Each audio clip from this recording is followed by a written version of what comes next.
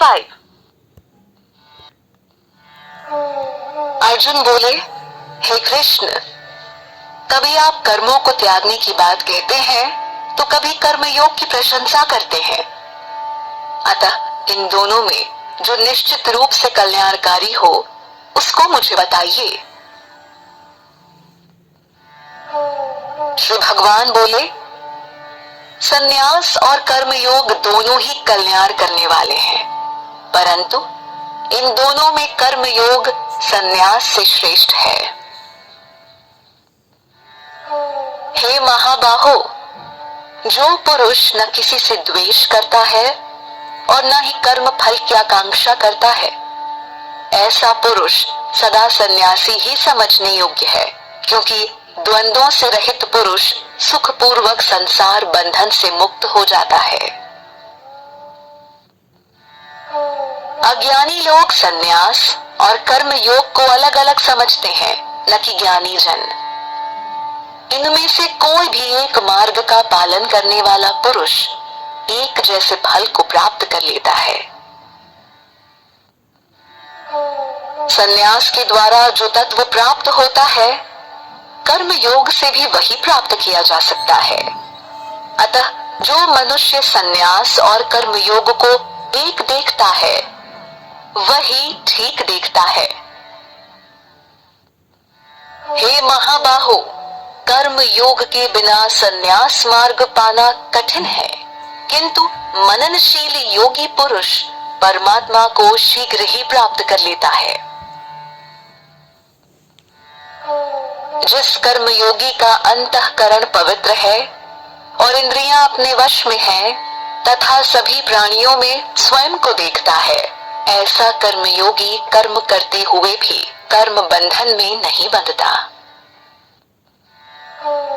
तत्व का ज्ञान रखने वाला पुरुष देखते हुए, सुनते हुए, छूते हुए, सूंघते हुए, खाते हुए, चलते हुए, सोते हुए, श्वास लेते हुए, बोलते हुए, त्यागते हुए, पलक झपकते हुए भी ऐसा ही समझे कि वह कुछ भी नहीं कर रहा। वह सब जानता है कि यह सब इंद्रियों द्वारा अपनी अपनी प्रकृति अनुसार हो रहा है। जो पुरुष अपने सभी कर्म ब्रह्म में अर्पण करके और उससे उत्पन्न हुए लगाव को त्याग कर कर्म करता है, वह जल में कमल के पत्ते के समान पाप से लिप्त नहीं होता। कर्म योगी लगाव को त्याग कर शरीर, मन, बुद्धि और इंद्रियों द्वारा आत्म शुद्धि के लिए कर्म करते हैं। कर्म योगी पुरुष कर्म फल का त्याग करके परम शांति को प्राप्त होता है, और कर्म फल में लगाव रखने वाला पुरुष कामना से बंधता जाता है।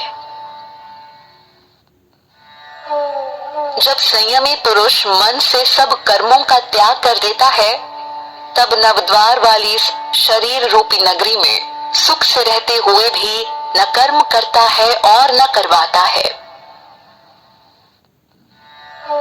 परमात्मा मनुष्यों के न कर्तापन की, न कर्म की और न कर्म फल के साथ संयोग की रचना करता है, किंतु स्वभाव अनुसार ही सब कुछ बरत रहा है। परमात्मा किसी के पाप कर्म और पुण्य कर्म को ग्रहण नहीं करता, बल्कि अज्ञान ने ज्ञान को ढका हुआ है। इस कारण सब जीव मोहित हो रहे हैं। परंतु जिन्होंने अपने विवेक के द्वारा उस अज्ञानता का नाश कर दिया है, उनका वह ज्ञान सूर्य की तरह परम तत्व परमात्मा को प्रकाशित कर देता है। जिनकी बुद्धि परमात्मा में डूबी हुई है, जिनका मन ब्रह्म में विलीन है और स्वयं अथवा परमात्मा तत्व में स्थित है, ऐसे साधक ज्ञान के द्वारा पाप रहित होकर परम गति को प्राप्त होते हैं, अर्थात उनका पुनर्जन्म नहीं होता। ज्ञानी महापुरुष विद्या और विनय से युक्त ब्राह्मण, गाय, हाथी, श्वान और चांडाल में भी सम तत्व को देखते हैं। जिनका मन समत्व भाव में स्थित है, उन्होंने जीवित अवस्था में ही संसार को जीत लिया है। क्योंकि ब्रह्म निर्दोष और सम है, इसलिए वे ब्रह्मा में ही स्थित हैं। जो मनुष्य प्रिय वस्तु को प्राप्त कर प्रसन्न न हो और अप्रिय वस्तु को प्राप्त कर चिंतित न हो, ऐसा स्थिर बुद्धि वाला ज्ञानी तथा ब्रह्म को जानने वाला मनुष्य ब्रह्म में स्थित है, ऐसा समझना चाहिए। बाहरी विषयों से लगाव न रखने वाला पुरुष आत्मा में ही सुख प्राप्त करता है। ब्रह्म के ध्यान में एकाग्रचित रहने वाला पुरुष जीवन आनंद का अनुभव करता है। हे कौन्तेय, इंद्रिय तथा उसके विषय के संयोग से जो उत्पन्न होने वाले भोग हैं, वही दुख का कारण है और वे आदि अंत वाले हैं। इसलिए बुद्धिमान पुरुष उनमें लिप्त नहीं होता। जो मनुष्य शरीर त्यागने से पूर्व काम और क्रोध से उत्पन्न वेग को सहन करने में समर्थ है, वह पुरुष योगी और सुखी है। जो मनुष्य अंतरात्मा में सुख का अनुभव करता है, अपनी आत्मा में ही आराम करता है तथा परमात्मा का ज्ञान वाला है, वह योगी ब्रह्म रूप बनकर परम मोक्ष को प्राप्त होता है। वे ऋषिगण जिनके पाप नष्ट हो गए हैं, जो संशय से मुक्त हो चुके हैं तथा संपूर्ण प्राणियों के हित में रमने वाले हैं और जिनका मन परमात्मा में स्थित है, ऐसे साधक मोक्ष को प्राप्त होते हैं।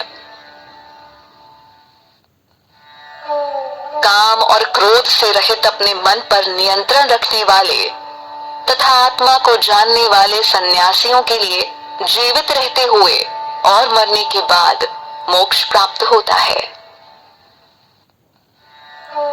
सांसारिक भोग के विषयों का चिंतन छोड़कर और दृष्टि को दोनों भोगों के बीच में स्थित करके तथा नासिका में विचरने वाले प्राण और अपान वायु को सम करके जिस पुरुष की इंद्रियां, मन और बुद्धि अपने वश में है, ऐसा मोक्ष परायण मुनि इच्छा, भय और क्रोध से मुक्ति पा जाता है, अर्थात वह सदा मुक्त ही है।